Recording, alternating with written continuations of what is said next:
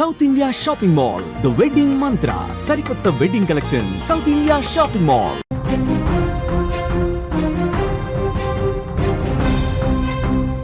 Breaking news చూస్తున్నాం. Russia Ukraine కూడా వెనక్కి తగ్గనంటుంది. 3 ఏళ్లలో జరగని భయంకర యుద్ధం అక్కడ జరుగుతోంది. డ్రోన్లతో ఇరు దేశాలు నిరంతర దాడులైతే చేసుకుంటున్నాయి. యుక్రెయిన్ భూభాగంలోకి రష్యా ఎంట్రీ ఇచ్చింది. రష్యా దాడులను యుక్రెయిన్ తట్టుకోలేకపోతోంది. గ్రామాలపై బాంబుల వర్షం కురిపిస్తోంది. గ్రామాల్లో ప్రజలను యుక్రెయిన్ ఖాళీ చేస్తున్న పరిస్థితి నెలకొంది. అక్కడ యుద్ధ ఖైదీలను రష్యా విడుదల చేసింది. ఇటు రష్యా యుక్రెయిన్ వార్ అయితే పీక్స్ కి చేరిందని చెప్పుకోవచ్చు. యుక్రెయిన్ పై రష్యా అసలు కనికరం చూపడమే లేదు. బాంబులు వేసి బెంబేలెత్తిస్తోంది. 3 ఏళ్లు జరగని యుద్ధం ఇప్పుడు జరుగుతోందని చెప్పుకోవచ్చు. అక్కడ రష్యా అతిపెద్ద దాడులు చేస్తోంది. పుతిన్ తన విశ్వరూపాన్ని చూపిస్తున్నాడు. సోమవారం సాయంత్రం నుంచి రష్యా చేస్తున్న భీకర దాడులతో యుక్రెయిన్ గడగడలాడిపోతోంది. యుక్రెయిన్ లో గ్రామాలు ఖాళీ అవుతున్నాయి. ఆ దేశ రాజధానితో పాటు ఇతర జిల్లాల్లో మారుమూల ఊళ్లకు కూడా రష్యా ఆయుధాలు దూసుకొస్తూ ఉండటంతో ప్రజలు భయంతో పారిపోతున్నారు. ఈశాన్య యుక్రెయిన్ లో 7 గ్రామాలను అర్జెంటుగా ఖాళీ చేయించి సురక్షిత ప్రాంతాలకు ప్రజలను ప్రభుత్వం తరలిస్తోంది. రష్యన్ దళాలు యుక్రెయిన్ లో మరిన్ని భూభాగాలను ఆక్రమించి ముందుకు సాగుతున్నాయి. యుక్రెయిన్ ప్రాంతం డిప్రోప్రెట్వర్క్స్ లోని అంచున ఉన్నాయి. ఏ క్షణమైనా ఆ ప్రాంతంలోకి దూసుకెళ్లే అవకాశాలైతే కనిపిస్తున్నాయి.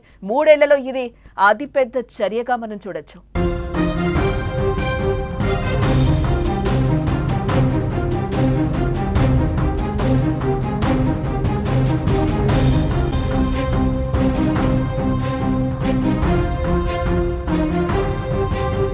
రష్యా చేస్తున్న నిరంతర దాడుల్లో యుక్రెయిన్ కు ప్రాణ ఆస్తి నష్టం భారీగా జరుగుతోంది.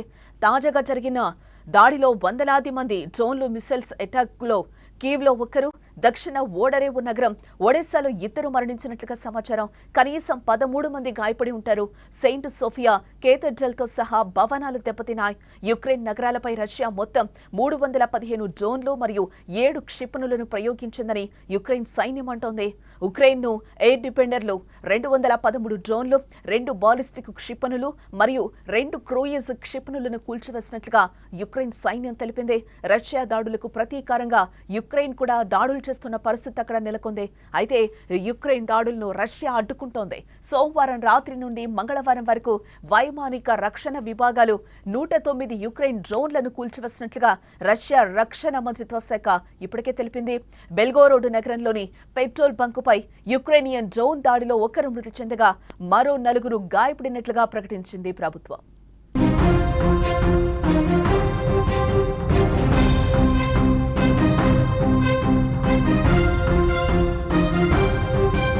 ఒకవైపు భీకర యుద్ధం జరుగుతున్నా మరోవైపు యుద్ధ ఖైదీల విడుదల, యుద్ధంలో చనిపోయిన సైనికుల అప్పగింత ఒప్పందం కొనసాగుతోంది.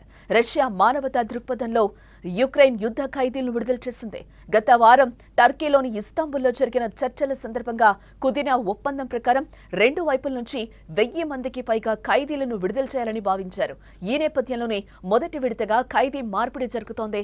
రష్యా జైల్లో ఉన్న యుక్రెయిన్ యుద్ధ ఖైదీలను మంగళవారం విడుదల చేసింది. వారు యుక్రెయిన్ లో అడుగు పెట్టి తీవ్ర భావోద్వేగానికి గురయ్యారు. ఆయన వారిని చూసుకుని ఆలింగనం చేసుకుంటూ కన్నీరు కార్చుకున్నారు.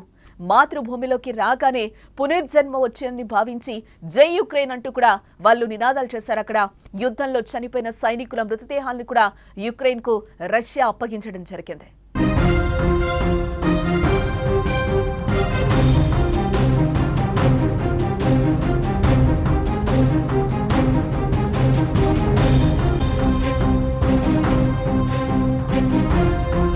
శాంతి చర్చల నేపథ్యంలో మృతదేహాలు, యుద్ధ ఖైదీలను మార్పిడి చేసుకున్న ఉక్రెయిన్ రష్యా యుద్ధంలో మాత్రం వెనక్కు తగ్గకపోవడం ప్రపంచాన్ని ఆందోళనకు గురి చేస్తోంది.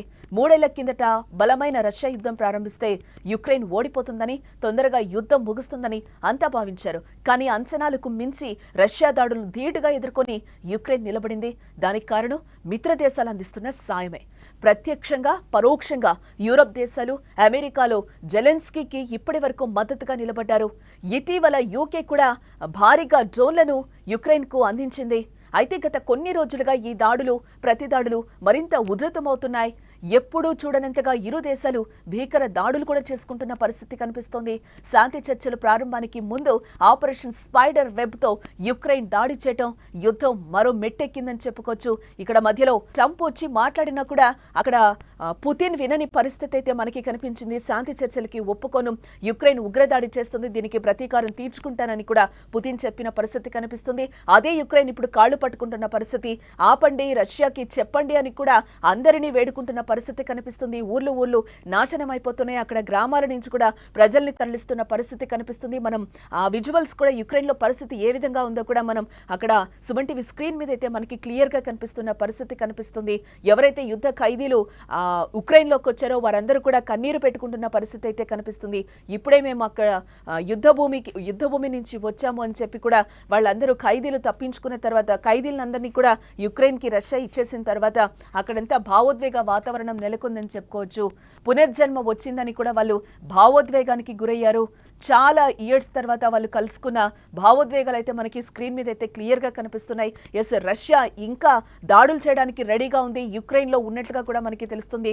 గ్రామాలపై బాంబుల వర్షం కురిపిస్తున్న పరిస్థితి అయితే మనకు అక్కడ కనిపిస్తుంది. యుక్రెయిన్ అసలు ఈ దాడులకి తట్టుకోలేకపోతున్న పరిస్థితి అయితే కనిపిస్తుంది. గ్రామాలపై భీకరమైన దాడులు చేస్తుంది. ఇటు యుక్రెయిన్ కూడా ఉగ్రదాడి చేస్తుంది రష్యా అని చెప్తుంది, రష్యా కూడా యుక్రెయిన్ ఉగ్రదాడి చేస్తుంది అని కూడా చెప్తున్న పరిస్థితి కనిపిస్తుంది. రష్యా దెబ్బతో యుద్ధం ఆపాలంటూ యుక్రెయిన్ కోరుతోంది. రష్యా ఇదే దూకుడు కొనసాగిస్తే యుక్రెయిన్ కి కష్టాలు తప్పేలా లేవు.